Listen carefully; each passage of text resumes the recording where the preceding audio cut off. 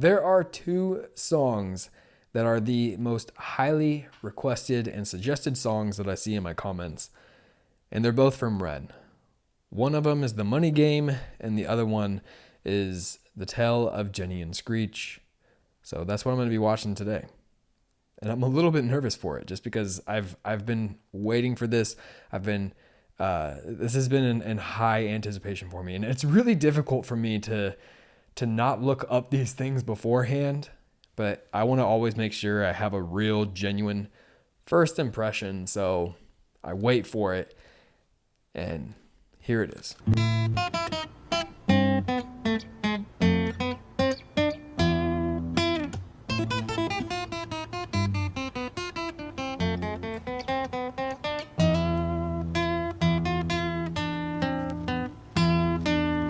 So good. I just gotta pause this real quick and mention once again that he is just such a phenomenal guitarist. Me being a guitar teacher, I noticed some things that kind of reveal the fact that Ren is a self-taught musician. The way that he is finger picking is not your traditional style or way of being taught how to play. And so you can tell he is self-taught, and he's just incredible, just absolutely incredible. And this is why I brought up the Prodigy stuff in my last video. I understand that he's 34 years old. I also think dude has some crazy natural talent.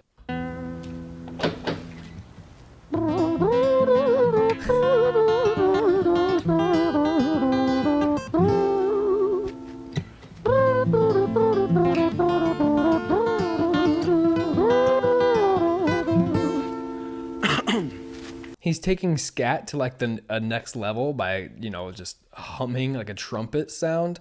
And you could even just hear like such good control while he's doing that as well. The like vibrato that he has on it.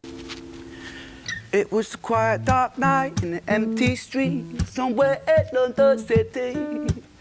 Jenny walked alone, she was dragging her feet. She was heading back home to sleep.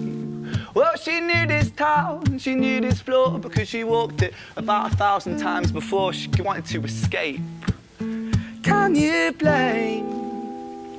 Well, on the very same night, in a different place, there walked this hooded young youth by the name of James. He was 14 years old and out of his brain, he'd been smoking ganja with the boys. James, he grew up to be a kid of the street. His mates called him Screech, he was quick on his feet, he was... I gotta rewind it real quick because I don't want to miss anything. Did he say James? Was his name James and that's Screech? He's 14 years old. He grew up to be a kid of the street.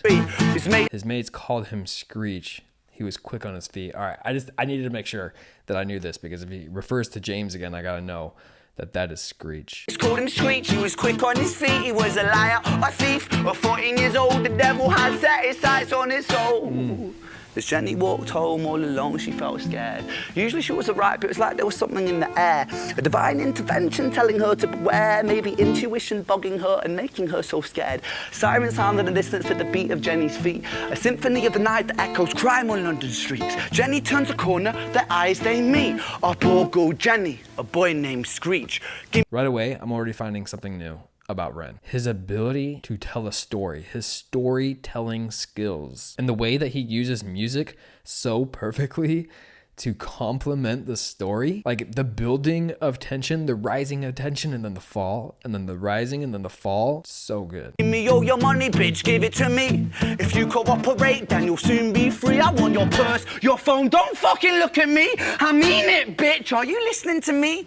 Jenny freezes statue like a lady shakes stalactite. Feel like liquid nitrogen in the dark night. She tried to find strength to move, but stayed as still as a statue in high-heeled shoes. What the hell you playing at? You playing games with me? I swear to fucking God, I'll slice the rosy off your cheeks. You think I don't mean it, girl? You don't know me. The last thing you see will be a boy called Screech. Reach with the sheath, the blade with the teeth. I love when they use the rhyme to start the next sentence, right? When a rapper does that, a boy named Screech, and then it uses the same Screech there to start the next sentence, reach, Screech, reach.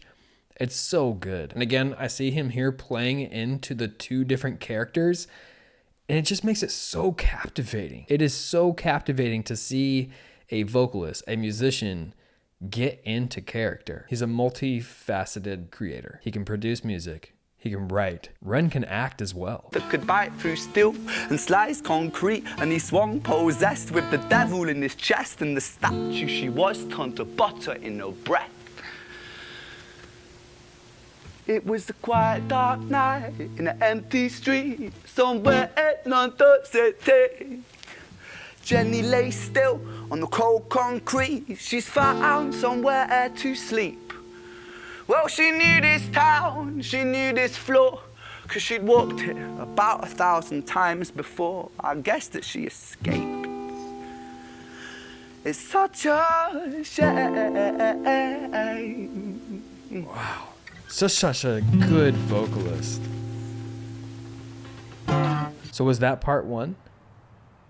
I'm assuming that might have been part one.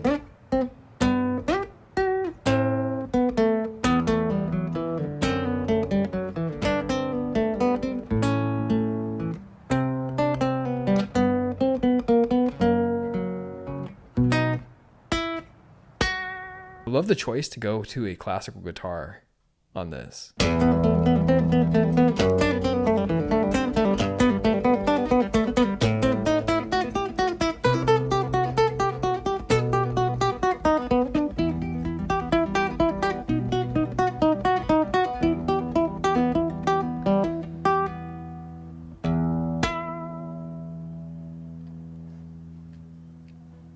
Our story, it starts right at the end of the life of poor Jenny, clocked out like Big Ben. Dear Screech, dear boy, where did he go? He melted into the black night just like snow. I haven't mentioned this before, but even just him as a vocalist, his agility, his ability to switch between those notes so cleanly rather than up to a note, like just, God, he's good. Patrick, man, let me in, please open the door. I think I fucked up, Patrick, really fucked up, man, I'm not sure. I got crazy, left this lady lying still on the floor. I think I killed her, Patrick, come on, man, I can't knock no more. But Screech kept on knocking till his knuckles became sore. But there's no sign of Patrick down at number 54. No refuge for our villain, for the bitter hands of fate, of something far more sinister. I gotta rewind it here just a little bit because I'm so caught off by that. Oh, that is so sick. That is such a cool guitar part. And then it made me miss some of the lyrics here. So, and I don't want to miss any part of the story. So we got to go back just a little bit. He's Screech, James, knocking at somebody named Patrick's door, right? And he's freaking out. He feels like he really hurt Jenny. Patrick, come on, man, I can't knock no more. But Screech kept on knocking till his knuckles became sore. But there's no sign of Patrick down at number 54. No refuge for our villain, for the bitter hands of fate, of something far more sinister in mind that does away.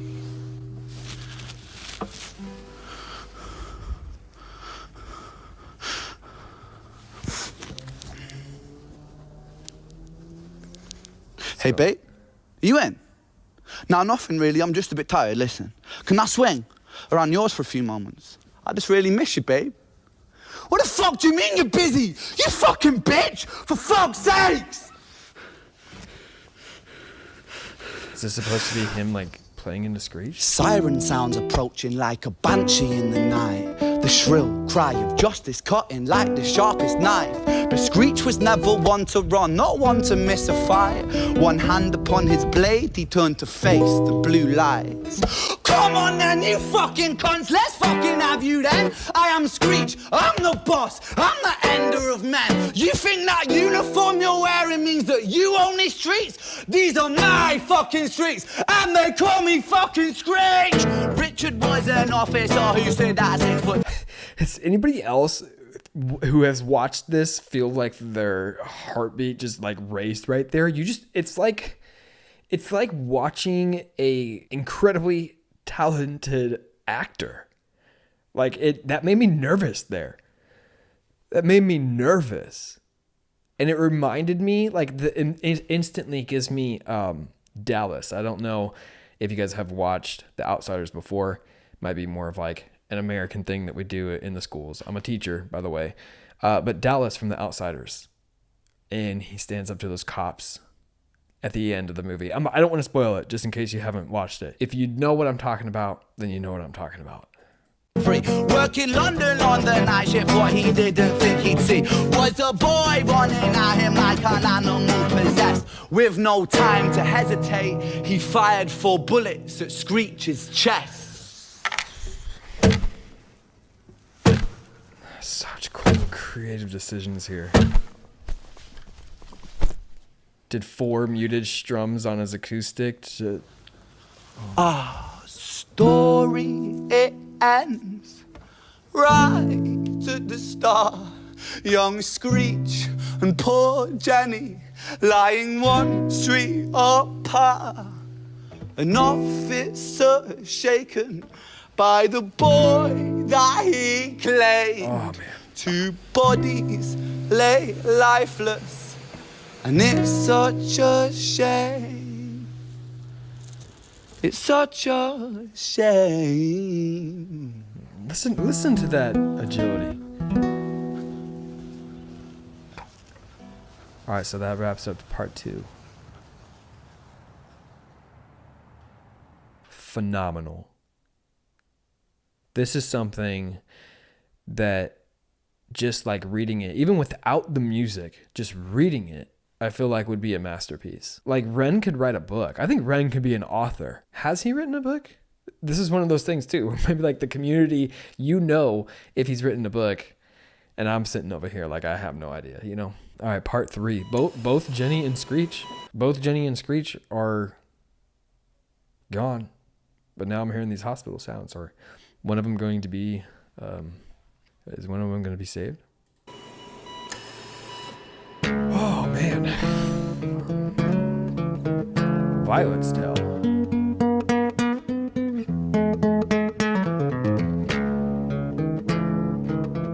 Again, opening with these little intros on the guitar is so good.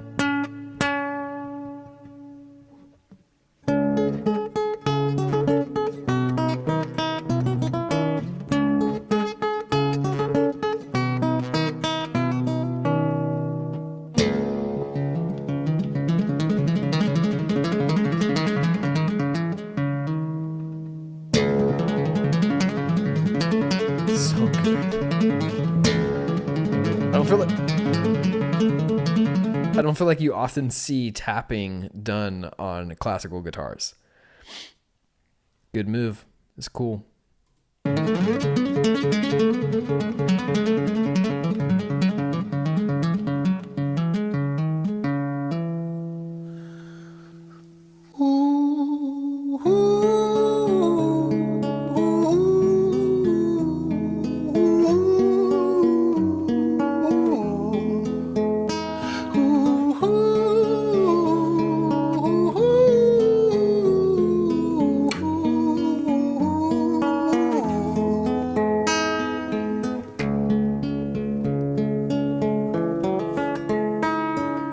London City, far from pretty, 2005. A lady down in Paddington is fighting just to stay alive. Rhythmic beats and bloodstained sheets, Our Lady weeps, she's tired and frail. To set the scene, we must rewind the hands of time for Violet's Tale. Violet's Tale, not Jenny.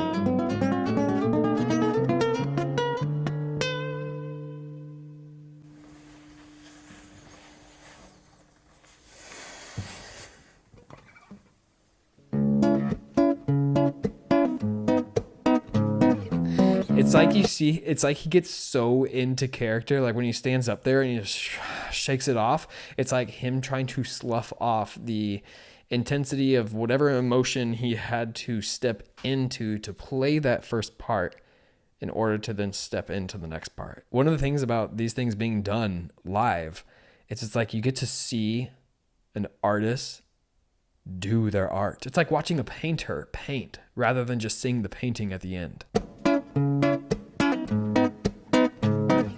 Violet was a silent girl, grew up with violent starts. Her mother was a drinker and her father was a bastard. Every night he took her tie but never left the room. I'll spare you with the things he did, I'm sure her mother knew.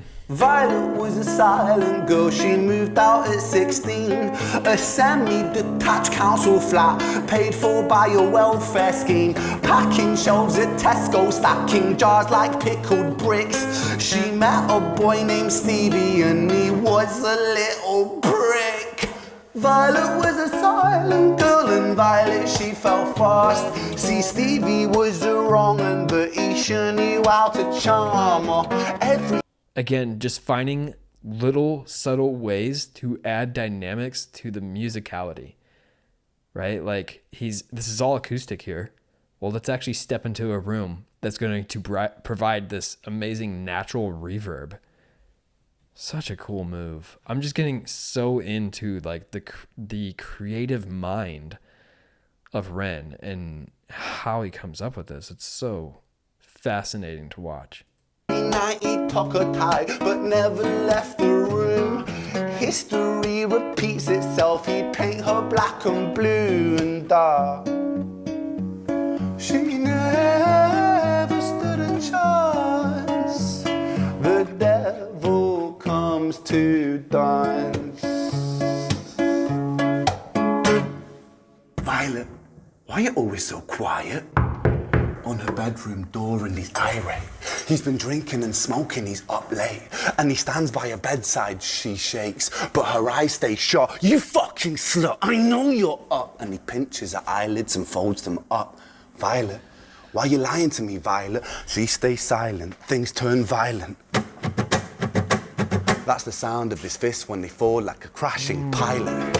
Hit like hailstones, one to the collarbone, full force, full blown, blood's black bone, crack, knick, knack, paddywhack, one to the jaw when the tooth spat, detached fist connects and disconnects a bone. A quick deflect to misdirect the blow, but nonetheless his punches met her throat. Such a mess he's left her bruised and broke. Violet, why you always so silent, Violet? Why you such a little liar, Violet? Do you think I wanna do this, Violet?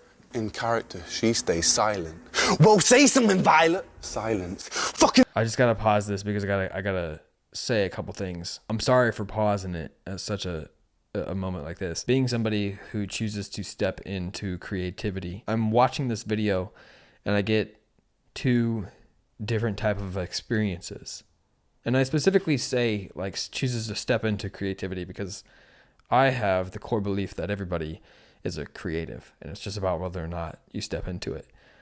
But to get back to what I was saying, like I get these two different experiences because I get this part that is so awed and wowed by his creative choices. And then on the other hand, I have the experience that is just like sitting through the story, the intensity of it, the emotion that comes through in it.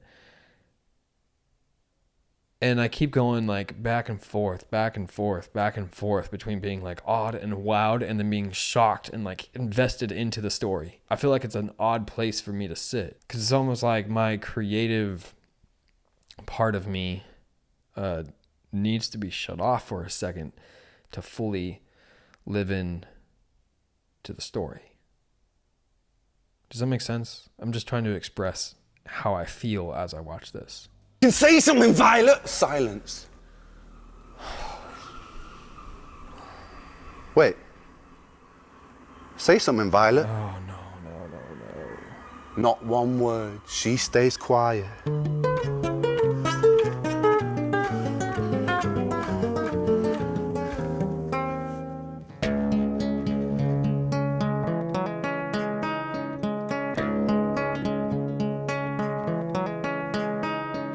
London City, far from pretty, 2005. A lady down in Paddington is fighting just to stay alive. The doctor, in a state of shock, saw something here so very wrong. See, Violet, she was pregnant. Poor Violet, She was 9 months gone. Turning to the doctor, Violet broke her silence and she cried, if I'm to die right here tonight, please let my baby stay alive. The doctor soon regained composure, called the surgeon to come in. As Violet's world turned to black, the curtains closed, the lights went dim. In London City, far from pretty, 2005, a lady down in Paddington just lost the fight to stay alive. A tragedy or a miracle, it happened on these very streets. Two twins are lying side by side. A girl named Jenny and a boy named Screech.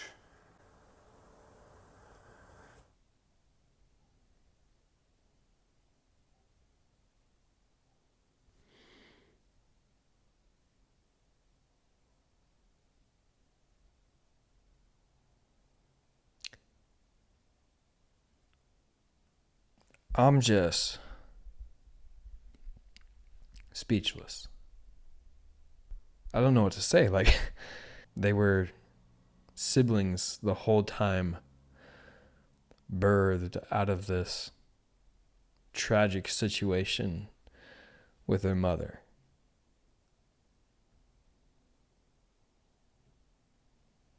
And I didn't see it coming the entire time. When it went to Violet's story, I thought to myself that I clicked on the wrong video. I was like, oh, shoot, I'm watching the wrong one. Because I thought it was just going to be like Tales of Jenny and Screech 1, 2, and 3. What is there to say? That was a beautifully, intelligently written tragedy. Shakespearean. Nothing I can say is going to add any value. I'm just floored. Wrote a better story in 3 songs than a large percentage of the 300-page books that are out there. It's like this is a masterclass in story writing and storytelling.